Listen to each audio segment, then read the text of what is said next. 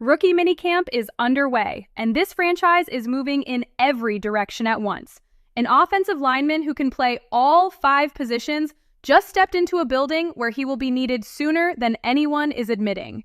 A veteran run stopper is being linked to a defensive line that needs exactly what he brings. The best defender on this roster just said something about depth and consistency that every fan needs to hear.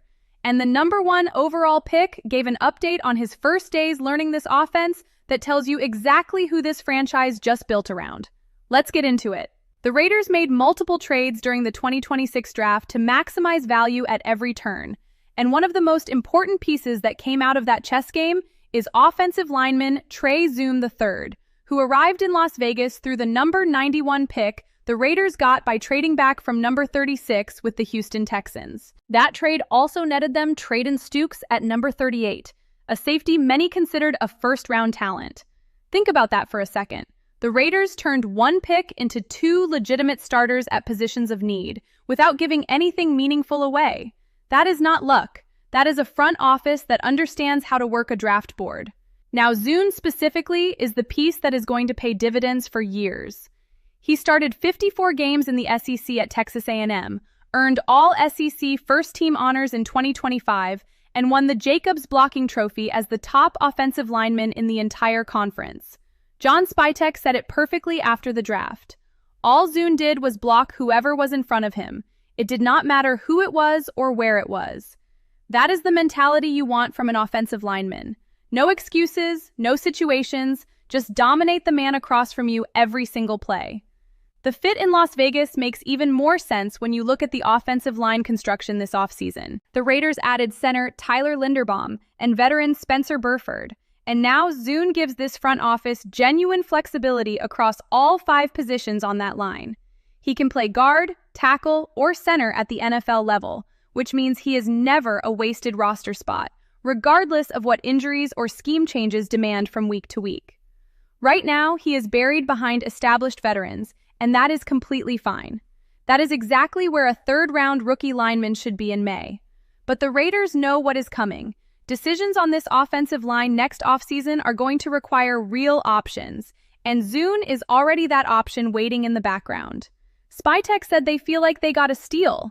Looking at the tape and the resume, it is very hard to disagree with that assessment. $3.8 million projected market value, and the veteran defensive tackle, who could be the final missing piece for this defensive line, is DJ Reader. And the rumors linking him to Las Vegas are built on logic that is genuinely difficult to dismiss. Reader is widely considered one of the best run stoppers in this entire league. He is not the type of player who is going to light up the sack column or show up on highlight reels. That is not what he does. What he does is absorb double teams, anchor the middle of the defensive line, and make every single player around him more effective by demanding that extra blocker on every snap. And for a defense built around Max Crosby, that is not a nice to have. That is a necessity. Here is the reality of what Crosby faces every single week. Teams double and even triple team him on most plays because they know he is the one player who can wreck their entire game plan if left in a one-on-one situation. The Raiders have been trying to find the answer at defensive tackle for years to take advantage of those double teams, and nobody has delivered consistently. Reader changes that equation completely. When an interior lineman of his caliber is demanding a double team in the middle, Crosby gets one-on-one matchups on the outside. Kwity Paye gets one-on-one matchups on the other side. Kieran Crawford gets cleaner angles as a rotational rusher. The entire pass rush becomes exponentially more dangerous because of what one player does in the middle without ever touching the quarterback. The financial case makes this almost impossible to argue against. $3.8 million for a veteran of Reader's caliber is the definition of a low-risk, high-reward move. The Raiders have the cap flexibility to make this work without touching the financial foundation they are building around Fernando Mendoza's rookie contract. John Spytek has shown all offseason that he understands value, drafting first-round talent in the 4th round, trading back to maximize picks, adding proven veterans at reasonable prices. Signing DJ Reader at this number would be exactly that same philosophy applied to the defensive interior. Nothing is confirmed and no deal has been announced. But if this front office is serious about competing in the AFC West right now, This phone call should already be happening. The defense added real pieces in the draft, but the interior of that defensive line is still the biggest question mark. And DJ Reader is sitting in free agency as the most logical answer at a price that makes complete sense. Raider Nation, I need your take. Do you trust this front office to pull the trigger and complete this defensive line before training camp? Or do they stand pat with what they have? Drop it in the comments right now. Hit that like button if you are locked in with this rebuild, because what Max Crosby just said about this defense goes deeper than most people realize. Nobody in that building has earned the right to speak truth about this franchise more than Max Crosby.